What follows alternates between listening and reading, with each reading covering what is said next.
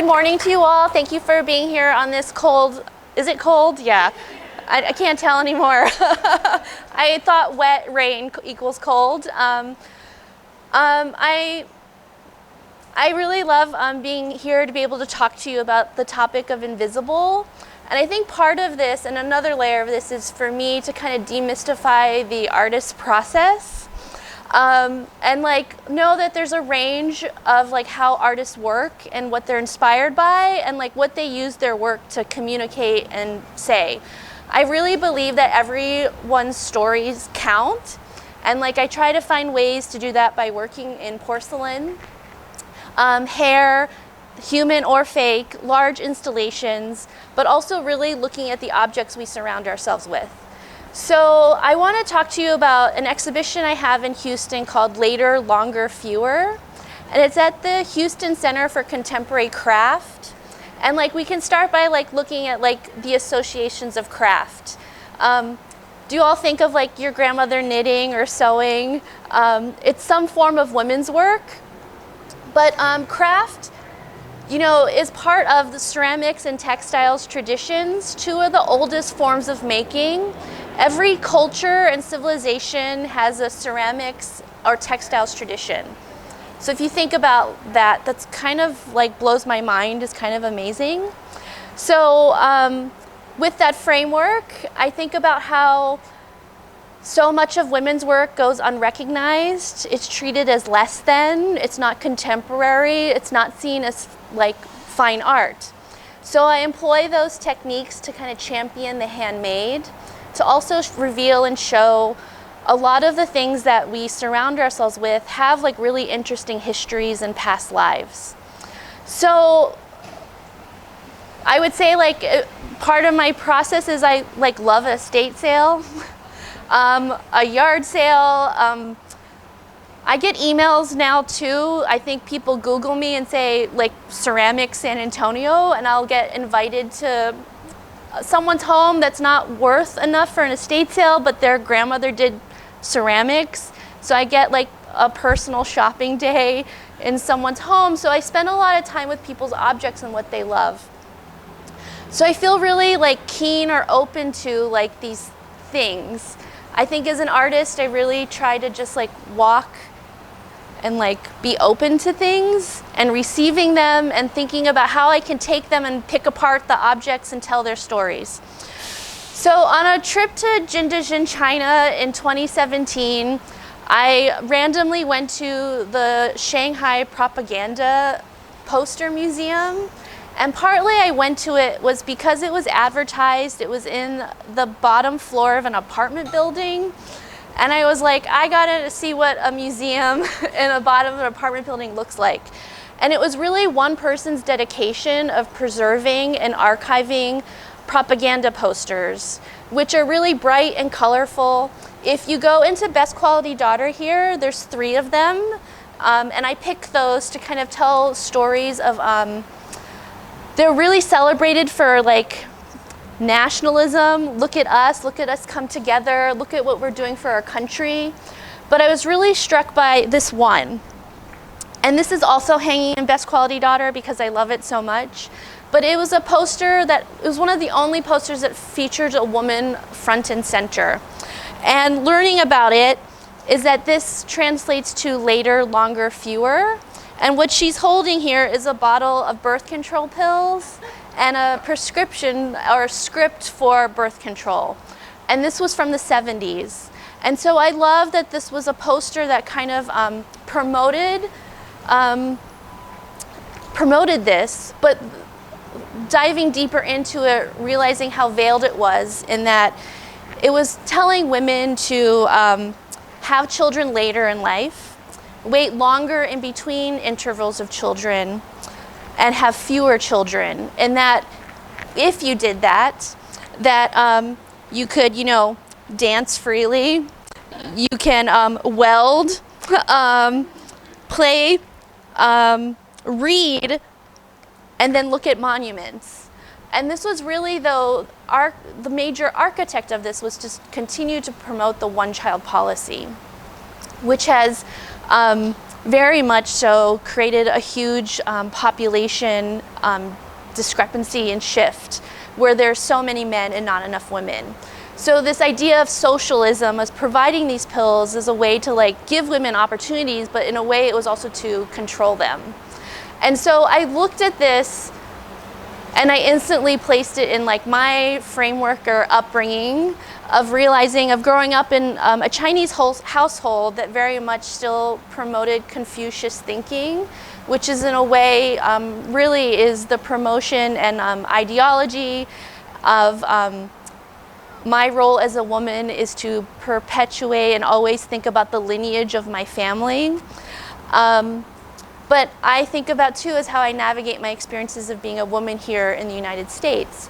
That I'm not comparing the two countries. What I'm saying is there are ways in which think as women we have choices, but those choices are very much hindered by societal, cultural, and political systems.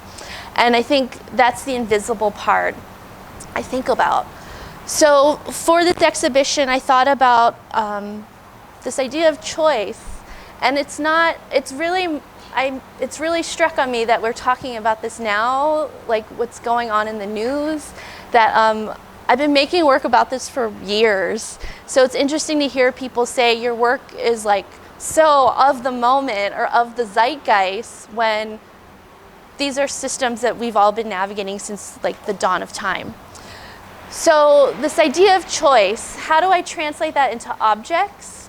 So I thought about it in terms of adornment as a choice, jewelry is a choice. Those are choices I make. Like I look at your fabulous earrings and like, I hope you knew everyone was gonna look at them and be amazed at them today. That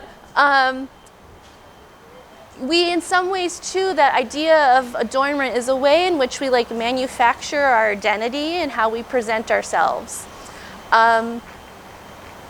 I think too, and that's like when I make work about identity, I live with the constant question of like, what are you? Whereas I would say like my husband who is Japanese gets all the time, where are you from? Where he is seen as a perpetual foreigner, but me, what are you? I'm always seen as an object to be authenticated. So I really think a lot about objects. So another way inspiration struck me was I was listening to Michelle Obama's podcast, and she talked about how she was navigating law school and becoming a lawyer, that when she entered these places that, you know, women strive to wear the pearl necklace, but many times women of color wear the cement necklace. And so like even hearing that like short phrase like was the impetus for like, I have to make that. What does that look like? How do I visualize that? Because so much of the power in that was in that weight. So for my exhibition, I made a bunch of concrete cement balls with some porcelain beads strung in between, and that it's larger than life. It's about 5 feet. So that my 5'3" body confronts this 5 foot tall, 5 foot ring of cement beads. Because we know, like, too, our experiences of women are very varied, but there are intersectionality within those experiences. But in some ways, we've all confronted or we've took on the extra invisible labor in our places of employment. And I'm exhausted. And I can only imagine, like, we have a collective exhaustion here, too. So I think about those things. I think too of like those thresholds we cross every day as women. And also this doesn't apply to women. I think there are experiences, and especially like when I say I make work from this idea of a third culture, I feel like I have one foot in both worlds of being like Chinese and American. I navigate being half or both. But I think we all cross thresholds every day. And I think about those metaphorical thresholds. So how we go from girlhood to womanhood, and how that happens so much sooner in life. It's really robbed of us very early on. How as a woman, when I'm walking into all male spaces, do I have to like stand taller or puff my chest a little more? Or, like I gotta dive deep and pull this like guttural voice out. Those are learned. Or how you can be a person of color, and when you walk into all white spaces, you kind of for a second question, do I belong here? When you should be like rightfully claiming space in these. And that I think like how do we arm each other to like make those crossings of thresholds. So in my installations, I create a lot of like rooms within spaces, and those rooms will be like curtains. And I make these curtains out of fake hair so that when you walk into this space, you're confronted by something that's tangible, close to you. Your hair on your head is a filter. Think about that. Like we're sitting out here in the rain with a slight breeze. It is catching the dust, the pollen. I have a ton of probably cat and dog hair like woven into there. But like this is the filter I live with. It's also a filter for our experiences. So in these large curtains, I ask that you cross them. You cross through. That maybe too you're grossed out by all the hair. Like when one little strand like kind of catches your button when you walk through. Or you have a desire to touch it. It's part of your extension of your body. And that on these hair curtains, what I have is I have beads strung onto them. I kind of really think about those macrame beads from the 70s. Those curtains when you cross through and you hear the beads like touch each other. So my beads all have words or affirmations written on them so that when you cross through them and you hear them cling together, for a second you'll stop and read the affirmation on the bead. It's that like gift we give each other to help us like along our journey. And what I love about this project is that it brings all your voices into the museum or gallery. That it's important for us too to help each other along these journeys. And my favorite thing is these affirmations become really regional. So like whenever I do this in San Antonio, the regional affirmation I get all the time is "You got ganas." I know, I love it. To like ones where I collected one in Berlin, Germany, and that was "Only a sausage has two ends." Some of them are so, to like my favorite one that has become my pandemic affirmation is "One potato at a time." And that they range even to like young children. A 9-year-old boy wrote, "Be the boss of your body."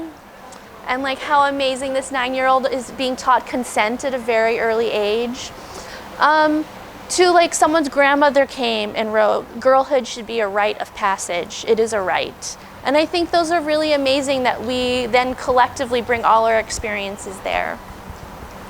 I think I make this work with hopes that like people kind of think about their place in the world and like think about the power that they have and what they can do with it.